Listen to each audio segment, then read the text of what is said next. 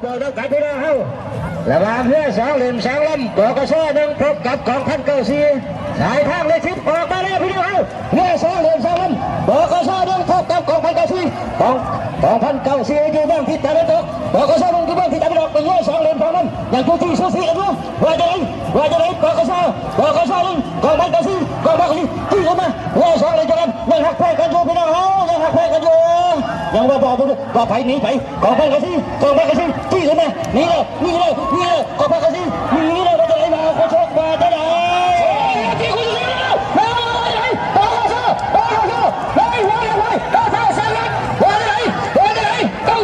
ก้าสี่นี่เลยเก้าสี่ว่าจะไหนบอกกระโซ่เก้าสี่ไปเลยว่าจะไหนสองเลยยังที่คุณจะดีกันแล้วไม่รู้เอาไปเอาเข้าไปเลยสายดีทีมชายระหว่างกองพันเก้าสี่พบกับปกสหนึ่งผลการแข่งขันทำได้สถิติที่ว่าปกสหนึ่งนี่ทำสถิติได้ 49.75 ลิบาร์กองพันเก้าสี่ทำได้สถิติได้ 47.00 ถือว่ากองพันเก้าสี่เข้าเส้นชัยไปก่อนคุณสุริกิจกับซาดาคุณสุริกิจโชว์เลยตีคุณสุริกิจแล้วมาจนยังมาดีไหน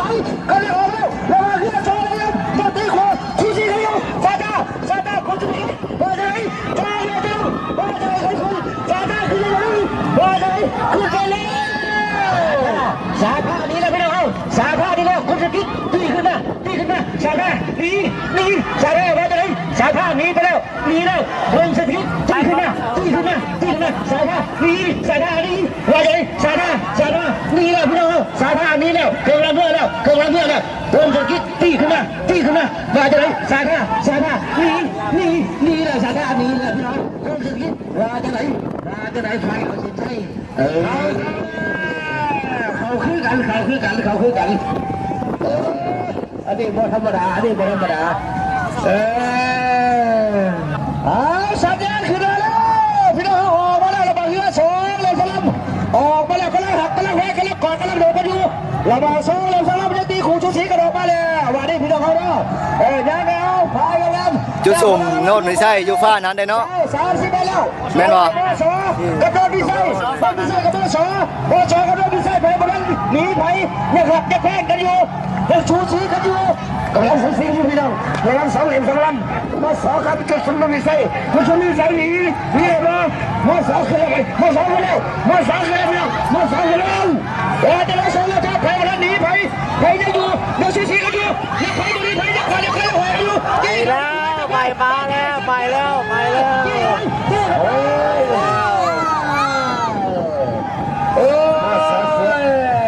นั่นแหละบาทนี่ครับอันเบอร์สองมาไปมาตกคุมแข่งคุยเบอร์สองจะเข้าคุยกันเบอร์สองเหลี่ยมสองลำของการศึกษากับคุณเคนยังตัวที่สูสีหักแพงกันดูพี่น้องเอาเรือสองเหลี่ยมสองลำว่าจังไหนคุดแข่งกับศึกษาหักแพงกันคอยไปคอยมาว่าจังไหนงัดและได้ไพ่ช่างนั้นเลยพี่น้องเข้าเรือสองเหลี่ยมสองลำของการศึกษาคุดเคนของการศึกษาว่าจังไหนคุดเคนยังหักแพงกันอยู่ยังตัวที่สูสีเรือสองเหลี่ยมสองลำได้ไพ่คุดเคนสั่งงัดเลยพี่น้องเข้างัดว่าจังไหนของการศึกษาคุดเคนว่าจังไหนคุดเคนได้ไพ่สั่งงัดแล้วของการศึกษาหนีเลยนะคุดเคนนำขึ้นมาตีขึ้นมาคนละเรือเลยของการศึกษาหนีเลยบ้าของการศึกษาว่าจังไหนคุดเคนตีขึ้นมาเรือสองเหลี่ยมสองลำยังตัวที่สูสีกันอยู่พี่น้องเข้าของการศึกษาว่าจังไหนหนีเลยนะคุดเคนตีขึ้นมาแล้วพี่น้องเข้าเรือสองเหลี่ยมสองลำว่าพระเจ้าเขาจะเช่นกันของการศึกษาว่าจังไหนคุดเคนตีขึ้นมาของการศึกษาหนีไปแล้วตึงมาโอ้อันนี้จะไหมครับเราฟังผลทั้งอนุกรรมการเซ็นใส่ชี้แจงน้ำหลังพี่น้องเขาพี่น้องเรือสองเหลี่ยมสองลำระหว่างพระพญาพระเก้าห้องว่ากันเรือสองเหลี่ยมสองลำว่าการอยู่บ้านพระตึงดอกเราใช้ชุดสีสนใจไว้ขยายใส่ชุดสีเขียวอ่อนเบื้องที่เท้าดกเรือสองเหลี่ยมสองลำในตัวที่สูสีกันด้วยขยายเขาบอกกันว่าอย่างไรขยายห้องว่ากันว่าอย่างไรห้องว่ากันมีได้บ้างขยายตีขึ้นมา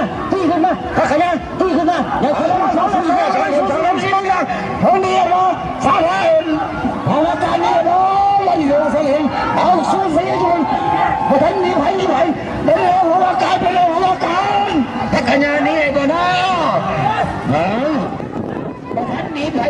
กองคู่กันเขาอยู่ประเดี๋ยวโอ้ยโอ้ยหอมาคู่กันเสียได้มาก่อนลมหัวเข้มแข็งแล้วหอมากันโอ้ยตายไปเนี่ยลมหัวกินแข็งนะเด้อทั้งหอมากันเด้อเอาบ้องให้คนเด้อเฮ้ยตายไปเนี่ยให้เจ็ดมาตัวสำคัญศรีพัฒน์สุวรรณสารห้องเลขาฝากเมืองห้องเจ้าเมืองอาจสะพอนนะให้เกียรติทุนทัพบุญประถมจากโครงการสำคัญพี่น้องเขาติดตามมาส่งมาเสื้อน้องกับพื้นใบสิเขาเส้นใส่ไปกันเอาออกไปเลยพี่น้องเอาเรือสองเหลี่ยมสองนั่งระวังหัวการกันหัวการสาธาระวังเรือสองเหลี่ยมสองนั่งยังพื้นที่สูงสีกันอยู่ว่าจะไหนหัวกันสาธายังเที่ยงคู่สูสีกันอยู่พี่น้องเอาเรือสองเหลี่ยมสองลำหักเพื่อนกันอยู่สาธาจีขึ้นมาเลยพี่น้องสาธานี่เลยหัวกันมาจะไหนหัวกันนี่เลยบ่สาธานี่เลยสาธาหัวกันจีขึ้นมาสาธานี่คือเมื่อแล้วว่าจะได้เบาเขาชกว่าจะได้สาธาโซ่ยังตีคุณทุกสิ่งกันอยู่ว่าจะได้สาธาขอหวยเลยนักก่อเดี๋ยวสาธาอยู่นักก่อจะหวยอยู่เอาว่าจะได้ใหญ่ตั้งหัวการเดียวก็บุกกันว่าจะได้ต้องกี่คุณทุกสิ่งกันอยู่ว่าจะได้ตั้งหัวกันว่าจะได้นักก่อจะหวยกันอะไรหวยอยู่ว่าจะได้ขาดแล้วเพื่อนดูขาดได้เงินนี่พี่น้องเขาทาเด้มาดูดิเข่าแล้วพี่น้องเขาเนาะมาเงี้ยสองเหลี่ยมสองลำเข่าเส้นไส้คือกันพี่น้องเขาเดินด้วยสายตาสดๆเลยทั้งสาธาเลยคนได้แห้งปีนี้สาธาปีนี้เนาะคนมาเชื่อมาเอาขันคุณแทนพบกับมสอาจสะพอนแล้วเราว่าคุณแทนอยู่เบื้องหลังแท้จะไม่ออกแมนมสอยู่เบื้องหลังแท้จะไม่ตกแมนใส่ชุดสีส้มสีส้มหรือสีดอกแซ่บๆนึงสองเหลี่ยมสองลำคุณแทนมสอาจสะพอนเรือสองเหลี่ยมสองลำยังตัวที่สูสีฮะเพ่กันตัวพี่น้องเขา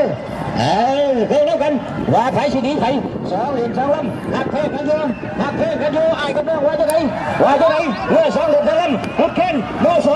สอาจจะพ้นพุทธเคนยังหักเพ่กันอยู่ยังตัวที่สูสีเรือสองเหลี่ยมสองลำยังไม่มีไผ่ว่าจะไงมสพุทธขึ้นมาแล้วมสอาจจะพ้นพุทธขึ้นมาแล้ว1 คัน2 คันพุทธเคนว่าจะไงพุทธเคนตีขึ้นมามสอาจจะพ้นหนีได้โดนเรือสองเหลี่ยมสองลำว่าจะไงเบาเขาชกว่าจะไหนคุณจะได้รู้แล้วทำไมคุณคนได้หัวสบายตัวใจสาวคนเดียวมาใจหัวสองไปเลยมาใจสองเลยใจหุ่นเขาแล้วเราไผ่สิเขาเสียใจคนสองเลยจะตีหุ่นผัดกันเอามาใจความสู้กันเขาไปเลยนี่ก็เป็นบ้านนี่จับไผ่เป็นไผ่พี่น้องเขาน้ำบ่เห็นลูกหากันดิโอ้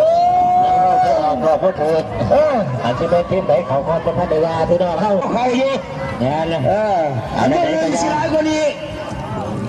มื่อนี้ว่าสามีก่อนเถอะเลยเ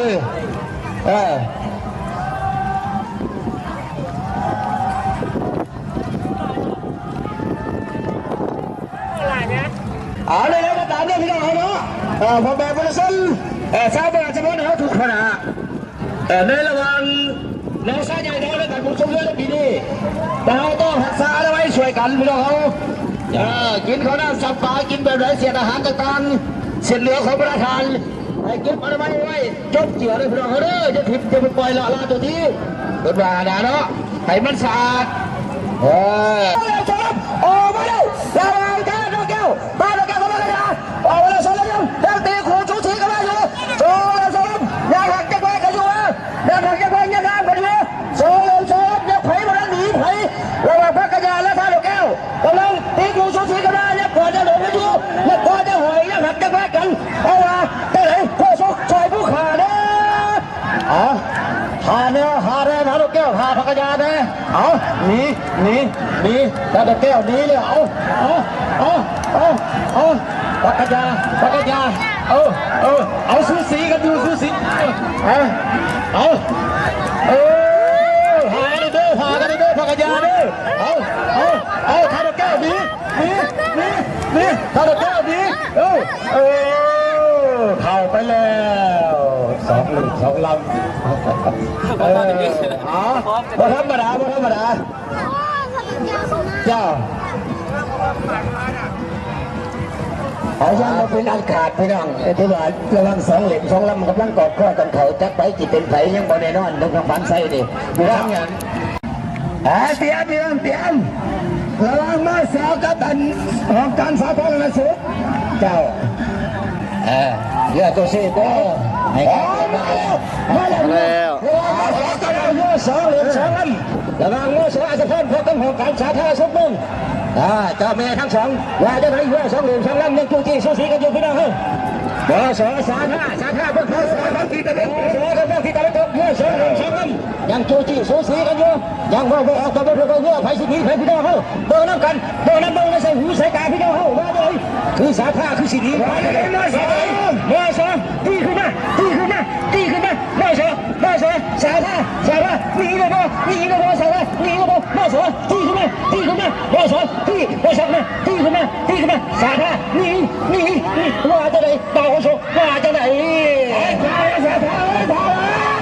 เอากำลังตีหนีเลยกดข้อกันอยู่พี่น้องพากันในเรื่องสาธารณพากันเด้อเอาไปเยอะสองเดือนสองวันเลยพี่น้องระวังสาธารณกับมอสอย่าใจสาธารณหนีเลยบ่มอสตีขึ้นมาตีเขาพี่น้องเขาคู่กันไหนสิเขาก่อนก็ไม่รู้ว่าเดี๋ยวเรือสองออกมาเลยระวังสองเลยพี่น้องโหมากันเขาศึกษาแล้วโหมากันนี่แต่ผู้สาวนั้นสองเลยสองตีขู่สูสีกันเอาไว้ไปหมดแล้วดีพายระวังสองเลยพี่น้องยังอยู่ยังแยกคิงยังกอดยังหักยังเพศกันอยู่พี่น้องศึกษากันแล้วพี่น้องศึกษากันแล้วศึกษาดีแล้วโหมากันว่าจะไหนดีขึ้นมาโหมากันดีศึกษาดีแล้วศึกษาดีแล้วโหมากันว่าจะไหนดีขึ้นมาโหมากันดีขึ้นมาศึกษาดีขึ้นมาโหมากันว่าจะไหนดูพี่น้องโหมากันดีขึ้นมาแล้วศึกษาดีแล้วพี่น้องนี่เป็นของแล้วพี่ว่าจะไหนโหมากันตั้งโหมากันว่าจะไหนศึกษาดีเลยพี่น้องโหมากันนั่นคือไปโหมากันว่าจะไหนโหมากันเขาเส้นใส่คือกันพี่น้องมาธรรมดาอันเนี้ยมึงมาธรรมดาเนี่ยระบายเรือสองเลยสำหรับที่ว่าปกสอยู่เบื้องฝั่งทางตะวันออกคุณแจ๊ดอยู่เบื้องที่จะมาโดนไปเราเข้าใส่ชุดสีฟ้าได้ไพ่ออกใส่ชุดสีแดงส้มๆแมนระวังปกสกับคุณแคนกับโบธรรมดามาแล้วเรือสองนะครับตีโค้งสูสีกันออกมาแล้วระวังปกสคุณแคนกับปกสเลยครับตีโค้งสูสีกันไว้อยู่อย่าไผ่บอลดีไผ่ระวังเลยครับว่าได้ปกสได้หัวสะพายได้ใต้สะพานแล้วว่าได้คุณแคนกับโบธรรมดาไม่ได้ปล่อยไปละตีโค้งสูสีกันเข้ามาเลยครับสูสีกันเข้ามาแล้วระวังเก็บเข้ามาแล้ว40 เมตร50 เมตรแล้วเลยครับก็ตีโค้งสูสีกันเข้าไปแล้วว่าได้ผมไม่ดีไปอยู่ใจบุกขาโค้งสูสีสูสีนี่เลยมั้คุณเขานี่เลยโอ้สอง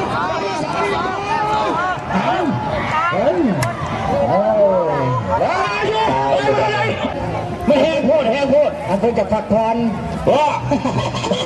มันแดดเลยอย่าพักผ่อนที่ห้องน้ำตาโอ้ยเราเขาแห้ง